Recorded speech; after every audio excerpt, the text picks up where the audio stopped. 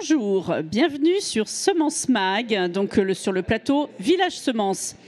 Alors, c'est notre dernière émission aujourd'hui, car c'est les derniers jours du Salon de l'Agriculture. Et aujourd'hui, le thème de notre émission est comment la génétique peut répondre au problème de la cercosporiose de la betterave. Et oui, car en 2023, tout le monde était focalisé sur la jaunisse, mais en fait, au lieu d'avoir de la jaunisse sur la betterave, il y a eu de la cercosporiose. Mais qu'est-ce que c'est que cette maladie ? Alors, pour en savoir plus, nous allons rejoindre notre invité, donc Renaud Dardivilliers. Donc, vous êtes rédacteur en chef adjoint du Betteravier français. Bonjour.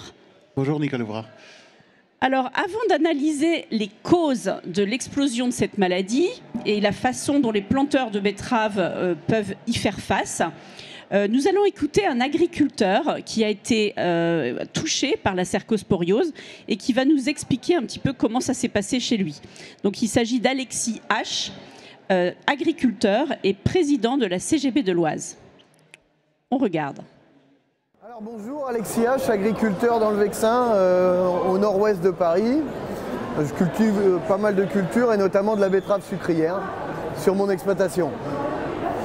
Cette année, on a été fortement touché par un problème qui existait dans la France betteravière qui s'appelle la cercosporiose. C'est une maladie en fait qui se développe sur le feuillage et qui fait que le feuillage de nos betteraves se dessicque et donc on perd de la capacité de photosynthèse sur nos betteraves et on perd du rendement derrière parce que la betterave refait des feuilles et donc mobilise le sucre qu'il y a dans sa racine pour refaire ces feuilles-là.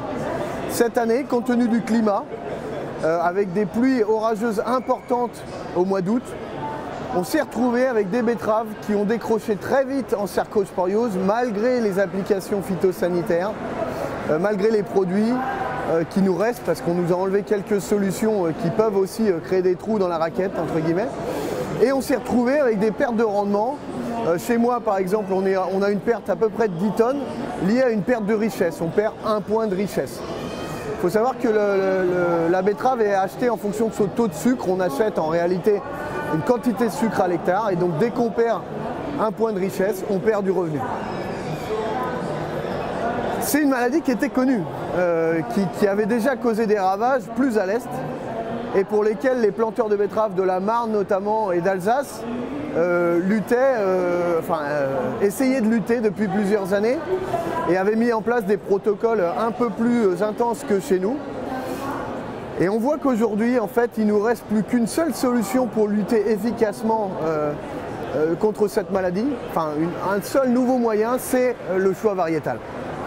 Clairement, cette année, on a observé que des variétés qui n'étaient pas tout à fait au niveau, pas assez tolérantes, ont très vite décroché et on a eu des pertes de rendement encore supérieures sur ces variétés-là. Il faut savoir qu'une cercosporiose carabinée, ça va vous faire perdre 30 tonnes de rendement sur un rendement maximum betteravier de 110 tonnes.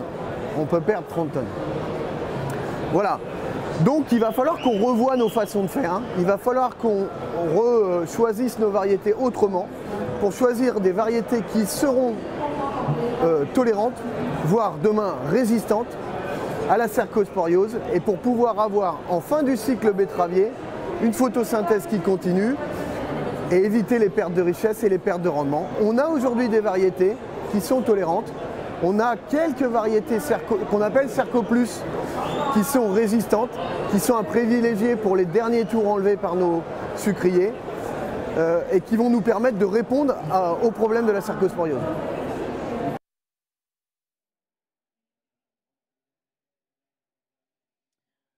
Alors, voilà, voici les explications d'Alexis H. qui a dit déjà beaucoup de choses et notamment ce que lui, il a subi, c'est-à-dire une perte de 10 tonnes par hectare, il disait. Hein. Alors, est-ce que vous pouvez, Renaud, est-ce que vous pouvez nous expliquer de façon plus détaillée ce que c'est que cette maladie de la cercosporiose ? Qu'est-ce que c'est ? Un virus, une bactérie ? C'est quoi ?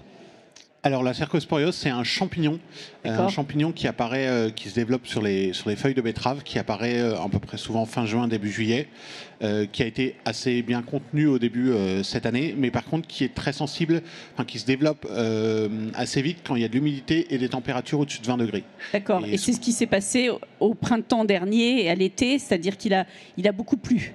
Alors surtout à l'été et en fin d'été, début d'automne, je pense particulièrement en fin août, septembre et début octobre, où on a eu des températures assez importantes, couplées avec de l'humidité, ce qui a expliqué l'explosion de cercosporiose en fin de cycle.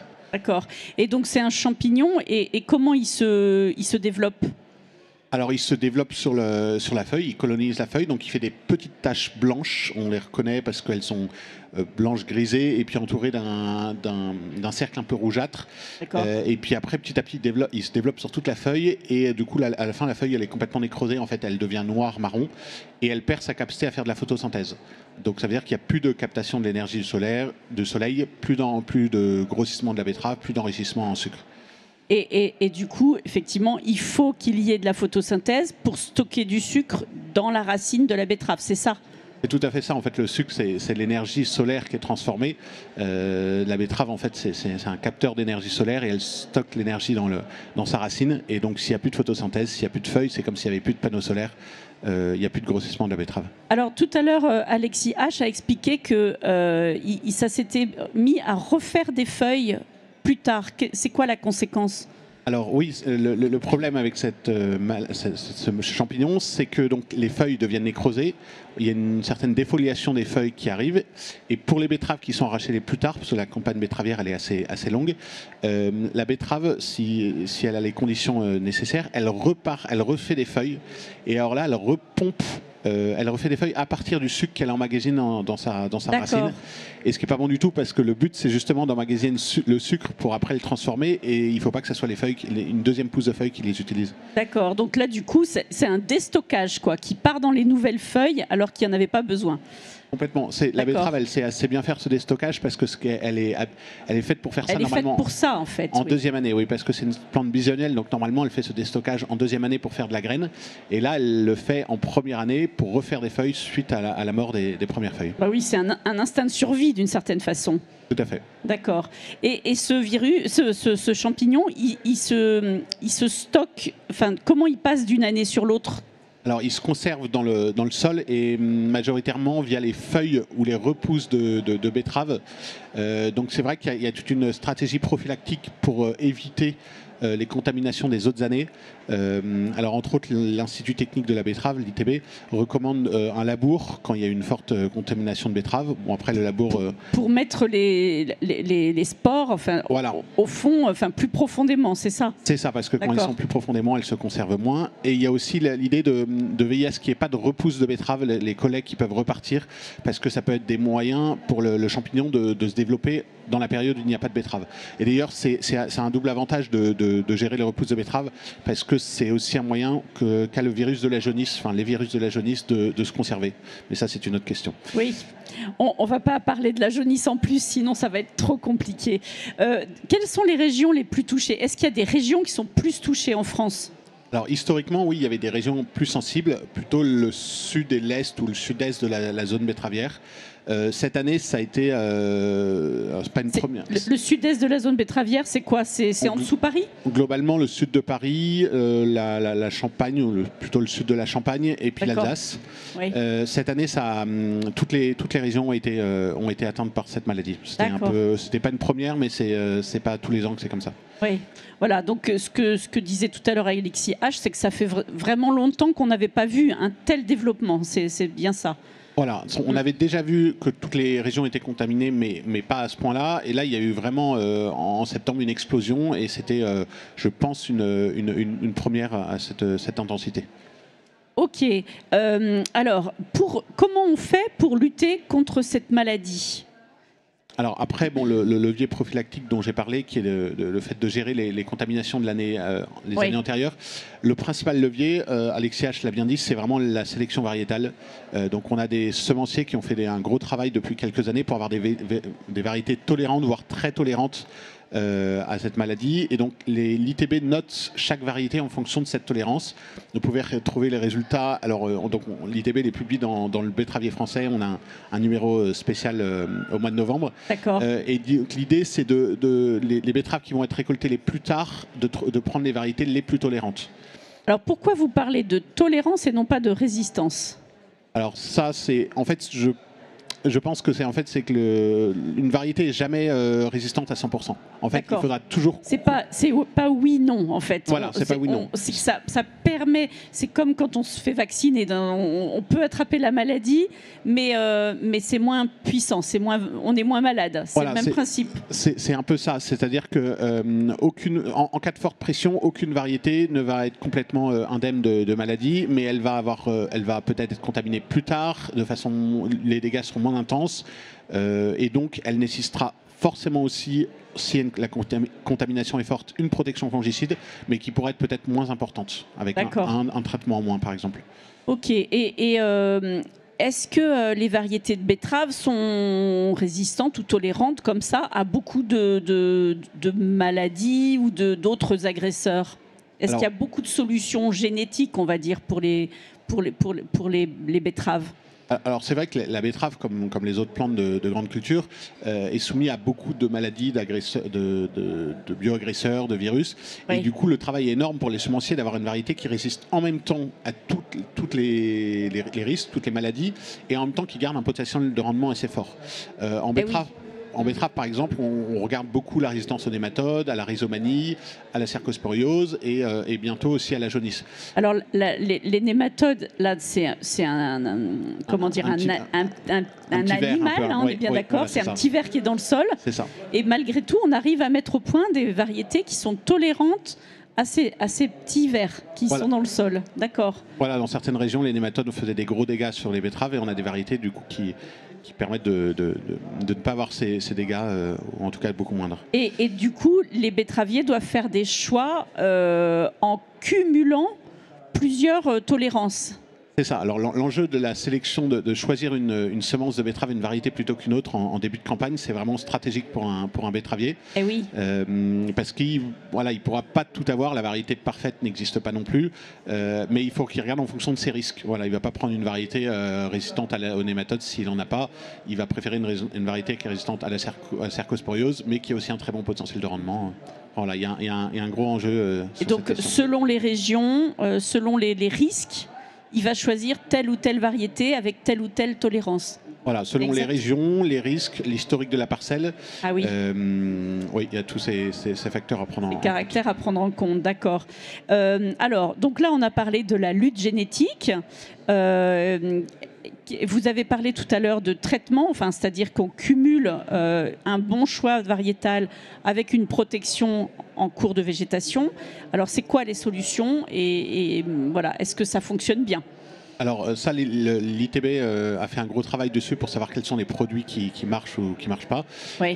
Donc globalement, leurs recommandations sont, il y a deux produits. Il y a un produit, un fongicide de synthèse, c'est la famille des molécules des triazoles. D'accord.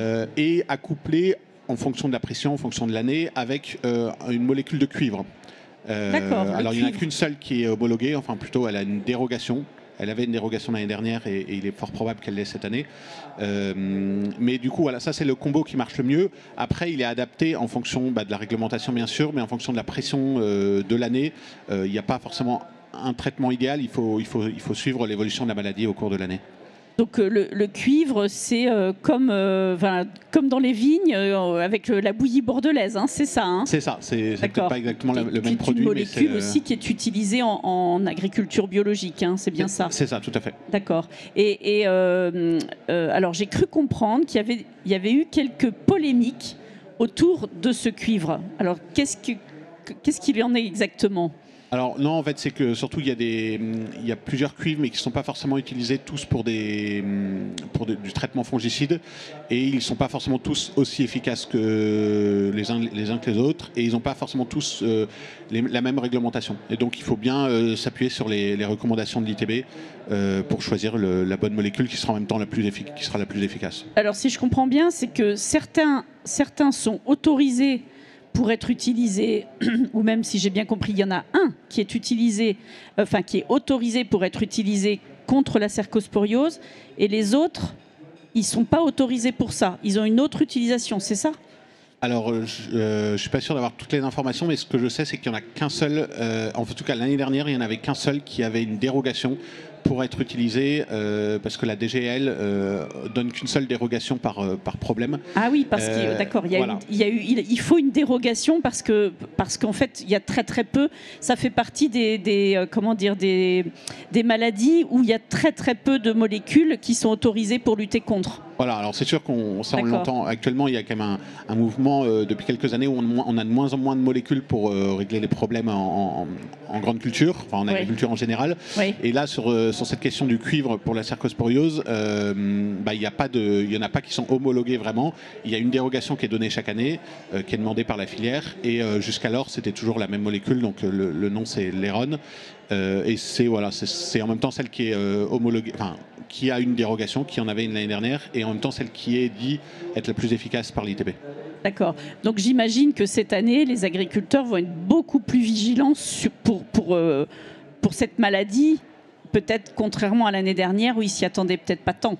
Oui, je pense que l'année dernière, ça a pris pas mal de monde par surprise. Hein. On était focalisé sur la jaunisse, qui a quand même fait un petit peu de dégâts, mais vraiment dans le sud de la zone betteravière. Oui, oui, je pense que cette année, tout le monde va faire un peu plus attention à cette maladie. D'accord. Alors, est-ce qu'il existe en fait des outils d'aide à la décision pour aider les agriculteurs à bien positionner, déjà faire leur choix de variété, et puis peut-être à bien positionner leurs produits aussi de traitement ?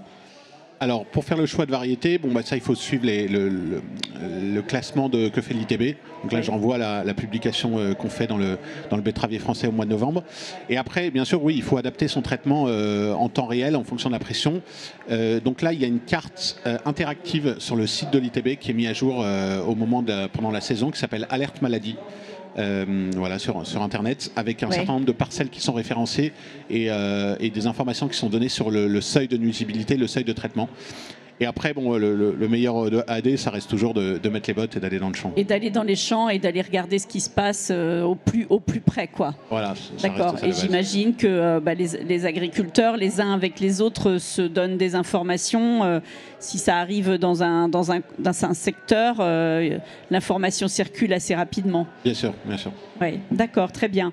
Écoutez, effectivement, là, on a fait un grand tour sur cette maladie. On va effectivement conclure en fait ce dernier Semence Mag. Donc, vous savez tout sur la betterave. Merci beaucoup et merci Renaud. Merci Nicole Laura.